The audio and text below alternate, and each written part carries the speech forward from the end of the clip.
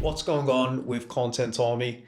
I've had this question quite a lot in the last few weeks from a few people who know me, and just my overall thoughts on the LinkedIn algorithm changes, what it takes to succeed on LinkedIn. Now, if you don't know, my business and my personal brand was pretty much built exclusively on LinkedIn. And I've been posting for 6 years now on the platform, near enough every day. I've created thousands and thousands of posts, and in the last 2 years, after constant requests on how we operationalized content to build my first agency, Market Monster, exclusively off LinkedIn, we decided to build a second agency that offers these services to other people in B2B. And it's been an uphill challenge ever since. There's been lots of roadblocks in the way. The service itself, to give you a quick debrief, has been great. We've had no clients that have ever came in and said they're unhappy with the service.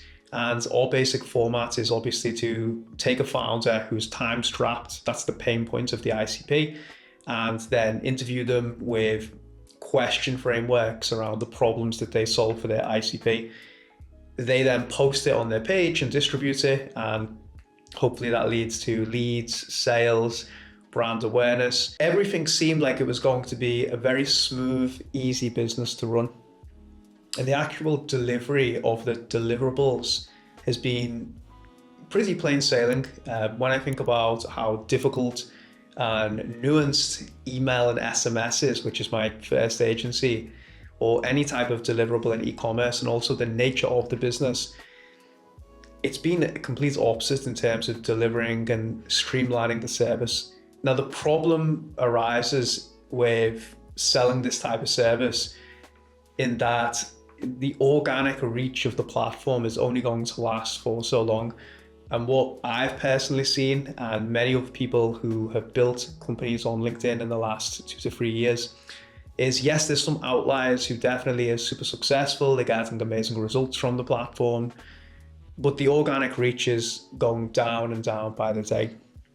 So those people are, the top 1%. And that is a big challenge, because if you deliver any type of service to a client, they will expect some type of tangible ROI, or they will want to correlate something back to the amount of leads and sales that you generate, because people consider content marketing as a marketing and sales based activity. So that's been a massive challenge, because I don't even really do that with my own content. I just know of gut feel and obviously attribution when people come in to inquire to Market Monster that yes, it's having a massive impact. And also all the other components, things like hiring, credibility, getting podcast invites, etc., that I've been over so many times. But those things take a long time to kick in, and I'm talking 12 months really. And when you're selling a service to people who want to quantify what they're paying you within realistically a 60 to 90 day time frame, it's a very difficult sell. So what we're seeing is people come through the door, they're super enthusiastic, they believe in the methodology, but then within that 60 to 90 day period, their mental capacity to play this long game is just not there, because they're trying to quantify things based on leads and sales. And there's other direct response based marketing channels that are easier to quantify, justify the investment in. And because people are driven by short-term results, they tend to be happy with the content and then bounce.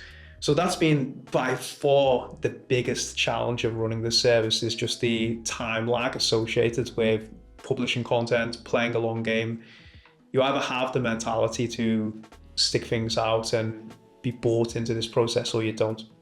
And we can't spend our time trying to convince prospects that they should do this. I mean, that's an education, a mindset issue that you can't sell to someone who doesn't want to be sold to. The other issues we've had with the service is, one thing that I've realized is just creation is just 33% of the game. You have to comment, engage with others, and you have to network and proactively connect with your ICP. Now, we don't do either of those two, and the reason we don't do them is because it cannot reflect well on the founder or the person that we're managing it for. we're working with incredibly intelligent B2B founders. And for me to go in, ghostwrite comments and post under people's posts, do outreach, it can only come across very gimmicky and like a box ticking exercise. And I'm very passionate about the content we create for these people, but I will never release a service where I'm not proud to associate myself with it. That might be quite short-sighted, maybe naive, but I just don't believe that anyone can replicate your unique comments and points of views on things. And I don't think people should be doing outbounds on your behalf in a very generic AI-driven way, which we would have to do to make the service profitable. And unfortunately, because these people are time-strapped and they're coming to us to solve the creation, they're not investing in the other two areas. And there's only so much time that we can chase people to comments on others' posts, connect with their ICP to the point where they will just get 33% of the results because they're only doing one of the three main components to succeed. So overall, that's pretty much a reflection of where the business is. It's pretty low LTV, high service satisfaction, but high churn. So when you're working with a company like this that requires very heavy velocity of leads to justify it, and I've not been focused on promoting it, it's becoming a distraction, let's say. So it's a tricky conundrum. What do we do with it? Do we close it down or do we continue to run it? We're going to continue to run it for the time being because the infrastructure is built. We can still service clients. I believe our work is great. I think we need some more time to figure things out, but we may need to revisit the actual business model and the expectations of our ICP, because if people are coming to us and expecting a, serious lead generation type service, then we're setting them up for disappointment. So that's a big challenge, and that's something that we're going to have to work on. And that's where the business is at currently.